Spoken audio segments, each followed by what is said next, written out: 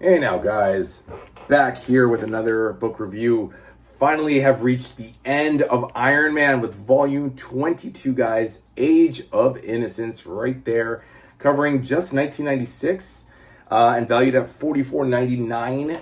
I just realized actually the next book, which will be Silver Surfer volume 12, Into the Outer Void, will be the last book, the last epic to be valued at $44.99 before they raise the price officially. I don't even think $49.99. It's actually going to be $54.99 and $59.99. That's going to be the next price jacking, price ranging. Don't mind the airplane out there. Oh, actually, hold on a second. I don't know what I'm saying. Prices will increase on epics, guys. Just FYI, Silver Surfer Volume 12 will be the last volume valued at $45, and that sucks. But anyway, my point was, this is also at $45, and I love it, guys. This is the final volume, which ends, I don't like that word cancel, it does cancel it. It ends with issue number 332, Iron Man. Of course, for those of you who don't know, in 1996, Marvel got the bright idea they were like, hey, how do we celebrate 35 years of the Silver Age, since Fantastic Four #1 came out? We're going to cancel a shit ton of books and reboot them back to #1. So Fantastic Four, Avengers, Captain America, and Iron Man were killed off by Onslaught and then rebooted in their own universe for about a year, for about 13 issues. And then they came back in 1998 and also rebooted them again to a third volume, and then up to 80 some odd issues. I mean, Captain America got up to issue 50.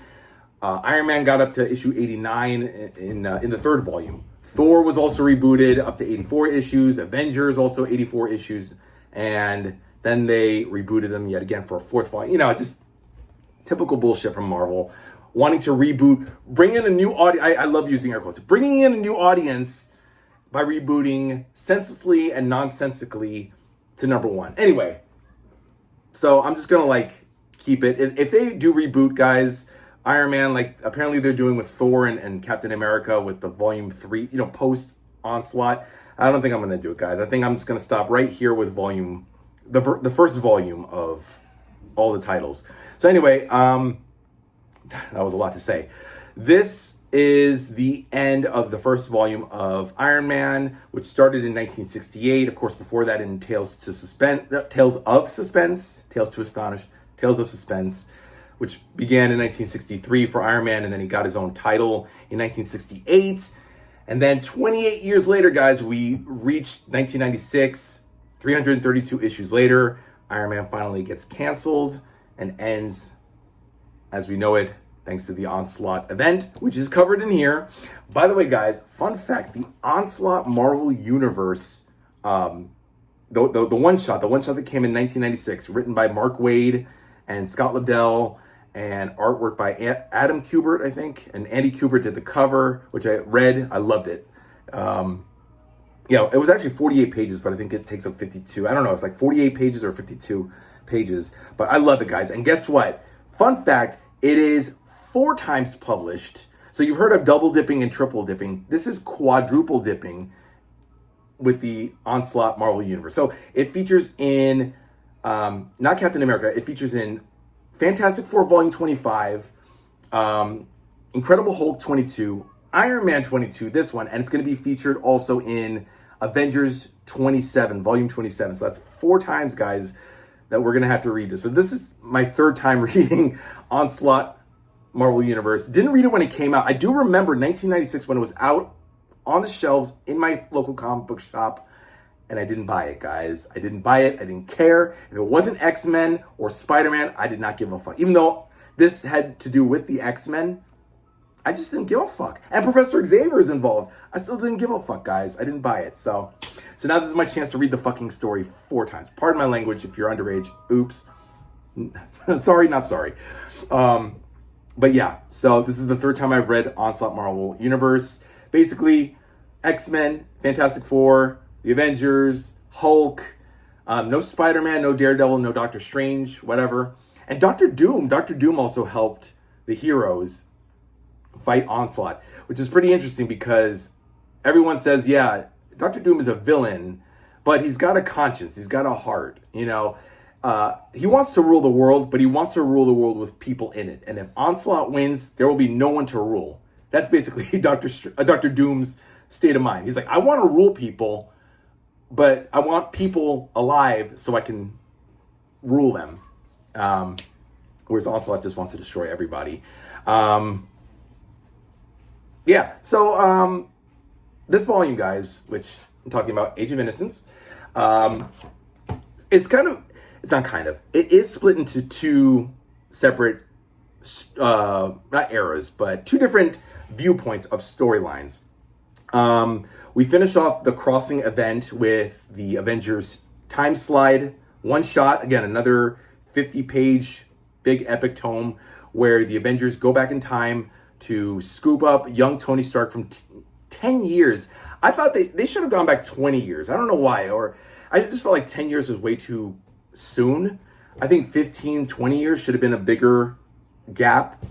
Whatever. They go back 10 years, get a young Tony Stark to fight the older Tony Stark who's gone crazy, and he's aligned with Kang the Conqueror and Mantis to take over the world. And they succeed. They rearrange the timeline, so to speak. And I only bring this up because it is odd that within a year or 2 years, I'll get to that in a second. So anyway, one half finishes off the Crossing event. There's 325, 395 of Avengers, 396. Stop. Okay, we have Time Slide. Oh, no, we have War Machine number 23, which I think they should have put in volume 21. We have War Machine 23, the Time Slide one shot, Iron Man 325, and Avengers 395. 325, of course, is a giant size anniversary issue because it's a 25, quarter of a century anniversary special. You have also Time Slide, which, again, you have two big books, War Machine 23 and Avengers 95. I know, I keep repeating myself. Pardon me, guys. And my brain is just all over the place. Also, my neighbors are making so much noise, and I feel like getting up and yelling at people, but they're throwing off my concentration. ADHD. So you have those 4 issues, which finish off what is essentially a 22-part tie-in event, which is the Crossing. So yeah, those 4, 19, 20, 21, 22, finish off the Crossing. Tony Stark gets some modicum of clarity and sacrifices himself and dies. He kills himself for his friends and everybody and dies. He also injures his younger self, and now he has to wear a chest plate just like the older Tony did back in the day. And then they bring young Tony into the future, which I don't understand why. First of all, if you see yourself, if you go back in time and, witness yourself and yourself, if you see yourself, you encounter yourself and your other self encounters you, the world is supposed to be destroyed. There's a paradox that occurs. And I'm kind of basing that on Back to the Future. I just said kind of. I hate that. I'm basing it off of Back to the Future, where in relatively and in theory, if you do interact with yourself, the world there can't be two versions of yourself living on the same universe. That's the laws of physics and gravity and theorem and all that crap. But for whatever reason, Jarvis also went back in time with the Avengers. I think it was in order to convince young Tony who they are and to have him believe their story of time travel. Okay. But Jarvis is able to interact with his younger self. Tony's able to interact with his older self, and nothing happens. No explosion, no paradox, nothing. Okay. Just wanted to address that. But that happens. Tony's done. Kang the Conqueror is done. Mantis, they're all overthrown. Nobody takes over the world. Young Tony is thrust into the future. I don't know why they couldn't just leave him in the past. Oh, well, his parents are murdered. Howard and Maria Stark are murdered. Oops. Oh, yeah, I forgot to mention, spoiler alert, guys, just to let you know. But anyway, so now we're thrust into issues 326 up to the end. 326, now it's young Tony, and 396 of Avengers just deals with the first signs storyline. It's a 4-part storyline that began in Captain America 449 and Thor 496, which are not included in this volume. They're actually in the Captain America volume 22, which I read. It's just the Zodiac they create this dome around New York, which saps up all the electricity in New York. And that's pretty much it. I mean, the Avengers versus the Zodiac cartel, led by Libra, who oddly enough was Gustav Brandt. Shut up out there! Fucking neighbors' kids are just screaming. I don't know if you guys heard that. Anyway, and so Libra, who was just Moonraker during this whole earlier crossover, the earlier crossing event from Volume 21 is, I don't know if it's the same Gustav Brandt, but it's Libra of Zodiac leading this dome to sap the power in New York. It sounds dumb, guys. It's kind of dumb. I don't know. I mean, young Tony's heart stops working, so there's like an, oh my God, what do we do? But ultimately, young Tony and the Avengers beat Zodiac. Then we get to 327 through 332. They introduce a new villain named Frostbite, who is I thought it was Iceman from the back. This is Frostbite, by the way. This is from this is from issue 328, by the way. 327, 328 is a 2-parter where he fights Frostbite. I thought it was Iceman for a second. Like, Iceman went insane. But it's Frostbite. Now, here's what I was alluding to earlier. He's the husband of Meredith McCall. And you're probably asking, who the fuck is Meredith McCall? If you remember from, it was Annual 14, Iron Man Annual 14 from 1993. So just 2 to 3 years prior, Meredith McCall, she was the girlfriend from issue 28 of Iron Man from like 1970, from way back when. He was the girlfriend that Howard Stark and her father, Creighton McCall, kept apart, like Romeo and Juliet. Remember, if you guys look back, I talked about this. So Meredith and Tony reunite in the Annual. Actually, no, I think they reunited earlier than that. But Meredith, in the Annual number 14, became Kaze of the Masters of Silence. Remember the face thief? No? Okay, don't worry about it. You didn't miss much. But in Annual 14, the Masters of Silence and Iron Man, older Tony Stark before he went insane, fought the face thief, and Meredith, her father, her husband were murdered. And she realized, I have no home to go to, so I'm going to become... And Kaze, the Kaze of Masters of Silence, got killed by the face thief. So Meredith decided, I'm going to be Kaze because I have no future, no husband, no father. That's it. So they made her Masters of Silence. They being Len Kaminski. Len Kaminski was the writer at the time. So now fast forward here, Terry Cavanaugh, by the way, is the writer. From 319 all the way to the end. He's now the writer. He co-wrote also the Avengers stories with Bob Harris. And Terry Cavanaugh, I guess, was either, fuck you, Len Kaminski, fuck your writing. Meredith McCall is now a professor at Columbia University.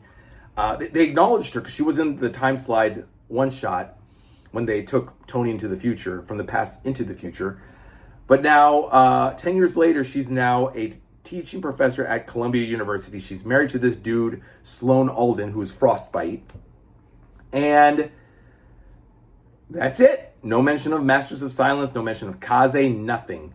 My theory is, because Marvel never addressed this, probably when they went back in time, the Avengers, when they went back in time to get young Tony, it may have created a split universe, like it always does. This is usually the case. And that's probably why we're now probably not even in Marvel 616, although I think we are. But it created an alternate Meredith that somehow seeped into Earth 616. The real physical case is, or logically, the logical sense or answer is that Kavanaugh just disregarded Kaminsky's earlier interpretation of Meredith and just said, fuck it. She's now a professor and we don't need to talk about it. That was probably his rationale. So, okay, that's it. So Meredith is now a professor. She's not Kaze of the Masters of Silence. Just wanted to clarify that for you guys if you do read this. And I looked online for answers, and there were no answers. It's just not talked about. So now the focus is now shifted from the crossing event before, in the beginning of the first 4 issues, to now a teen book. It's now become a teen book. Young Tony is now enrolled in Columbia University. He's now no longer in LA, by the way. Stark Enterprises and all that is over there. Stark, for whatever reason, is now back in New York, back with Jarvis, but he's living on campus in California. In Columbia University, while in California. So older Tony's last will and testament is now read. He leaves all his fortune, all his finances, his positions among Rhodey, Bethany Cabe, Happy Hogan and Pepper. Happy and Pepper are married. Mrs. Arbogast and Abe Zimmer and the Pims. Hank and Janet also get because Tony actually stole some of Janet's. No, he didn't steal. He took all of her money. He bankrupted her basically. He didn't steal some. He stole all her money. And now everyone's just like, okay, So then they decide to sell off. They go to Foggy Nelson. Rhodey and Bethany Rhodey and Pepper make the decision to sell off Stark Enterprises to these Japs, the Fujikawa Corporation, who were Stark's competitors in Japan. I know there was something with Fujikawa. Maybe it was in the Iron Man Crash graphic novel. I don't know, but these Japs now have control of Stark Enterprises from the West. And now, so that's it. No more Stark Enterprises. Stark left all of his business to his friends, and what did? They sold it off to the Japs. Tony would be proud. Fun little thing, guys, I wanted to show you. I don't have my glasses, but there's a funny, interesting moment where everyone's gathered, right, in Foggy Nelson's office, including Happy Hogan. Now, why do I bring that up, guys? Because if you guys know the actor Jon Favreau, yeah, here it is. If you guys know the actor Jon Favreau, he played both Foggy Nelson in the Ben Affleck Daredevil movie back in 2003, and later he played Happy Hogan in the Iron Man movies. And I just thought it was funny how there's 2 panels. This is the one I could find. In this one panel, guys, over here is Happy Hogan, and over here is Foggy Nelson. And if you look real closely, they look pretty much the same, Happy and Foggy. 2 guys with stupid-ass nicknames, played by the same actor in the same panel. I just thought that was kind of funny. Happy Hogan and Foggy Nelson in the same panel, played by Jon Favreau. Okay, let's move on. Frostbite, Meredith McCall Alden. She becomes blind, by the way, because of frostbite. She was frozen by frostbite, and now she's blind. Tony's in her class. Rhodey and Abe Zimmer gets killed when these dudes called the Stockpile attack Stark Enterprises East, which leads young Tony and Rhodey to team up against Stockpile and his cousin Morgan. Fucking Morgan, who comes back yet again, back to life because he was killed off, and now he's like cybernetically programmed into this virtual reality cybernetic body. It was a brass Borg body. And Morgan uses all of the Iron Man armors to attack Rhodey and young Tony, but they win. But of course, Stark Enterprises East on Long Island is also destroyed. Basically, they're putting an end to everything. This is how you end a series, like a soap opera, like a movie, like a cartoon. Everything just comes to an end. So they destroyed all of Tony's businesses. They sold off all of Tony's businesses. All of his friends and loved ones say goodbye. And then we get to 332, which is the Onslaught tie-in. The Sentinels attack New York. And it's up to just a small contingent of the Avengers. Quicksilver, Giant Man, and young Tony as Iron Man, helping the Black Panther rescue some Wakandans trapped in their consulate while the Sentinels are attacking them. And then, of course, they win. And the ending is Iron Man, Giant Man, and Quicksilver heading off to Central Park to fight Onslaught. And that's the end. Oh, I love this, guys. Look at this. This is from Onslaught Marvel Universe. This should have been the movie. When they fought Thanos, this is how it should have been Onslaught with the X-Men, Fantastic Four, Avengers, Hulk, Doctor Strange, Daredevil, Spider-Man, the whole 9 yards. Hopefully, guys, Doomsday will be like that, because we're gonna get the X-Men and Fantastic Four, so maybe. But they did it first, guys, in 1996 with Onslaught. Oh, I love it, guys. Yeah, on the Watcher. The Watcher's talking to Apocalypse about this. It's just really crazy. Love that cover. Look at that Marvel Universe, guys. I'm just trying to show you guys the ending, quote unquote, again, to 332. It ends rather lamely. Like after 332 issues, Iron Man just hooks up with Giant Man and Quicksilver and is like, all right, let's go fight Onslaught. And that's the end. Just like a big black page there. And that's it, guys. That's it. Oh, and I do want to point out Iron Man, the Legend, which is in the back here. It's just a whole big compendium of stuff. All things Tony Stark, all things Iron Man, the suits of armor, all the women he's fucked, Stark, all the people who worked for him, all of his enemies, look at all the enemies back here. You know, I love it. I love it. Look at that. Look at that. MODOK with his big head. All that stuff, guys. Yeah, what can I say, guys? Buy it. Great stuff. I loved it. So just when we think it's the end of Iron Man, it's not. Because I still have to read Volume 7, guys. So this came in earlier this month. I'm going to read it, guys. Volume 7, 10 Rings to Rule the World, 1976 to 1978, guys. This was also $44.99. So, yeah.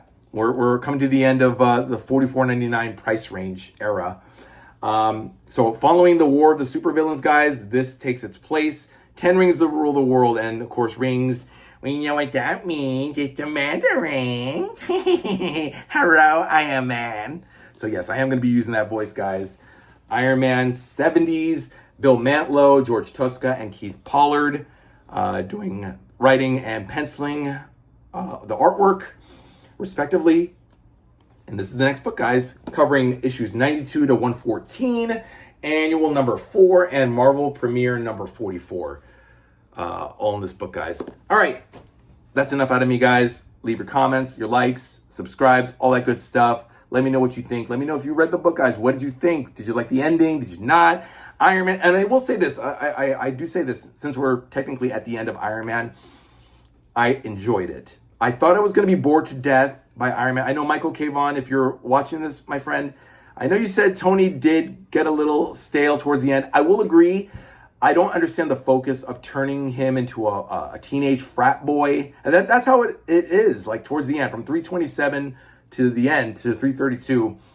Tony, like I said, he enrolls in Columbia University. He joins a frat. He meets this chick named Chris DeGan. He gets in trouble. There's some semblance that he's going to become an alcoholic. My one question is, why did they go in this direction and then just suddenly cancel the book? I don't understand. Like, it feels like Kavanaugh was going to, like, there's no indication that the book was going to end. So why did they bother bringing young Tony, making him the focal point, bringing him to college, and then literally 6-7 issues later, just cancel the book? Marvel, I mean, or Bob Harris was the editor-in-chief at the time and not a very popular guy. Like Quesada, they dropped the hammer, and Jim Shooter, Bob Harris, Joe Quesada, dick faces, all of them. They're just a bunch of dickhead editors-in-chief who just decided, let's drop the axe, fuck these titles, they're out. So that's my only logical conclusion. Bob Harris just decided, fuck Iron Man, let's just reboot it, and didn't even give Kavanaugh a chance to flesh it out. But I don't know. A teenage Tony Stark, what is this? It was like a teen love story. It's like how The Last of Us apparently has now become, they killed off Joel, and now Bella's a lesbo, and she's making out and dancing and singing. It's like, this is why I don't watch that show. I haven't even played the video games. Okay, I'm diverging. But you guys understand what I'm saying. It's now like Saved by the Bell, the college years. It's like, what? It's Tony Stark, the college years. That's what it is. It's like, who the fuck wants to read Tony Stark in college going to frat parties and kind of sort of being Iron Man here and there. It's like, what? Okay, that's it, guys. That's the review. Hope you enjoyed it. Come back again in a couple days for Volume 7's review, and I'll see you next time, guys. Bye.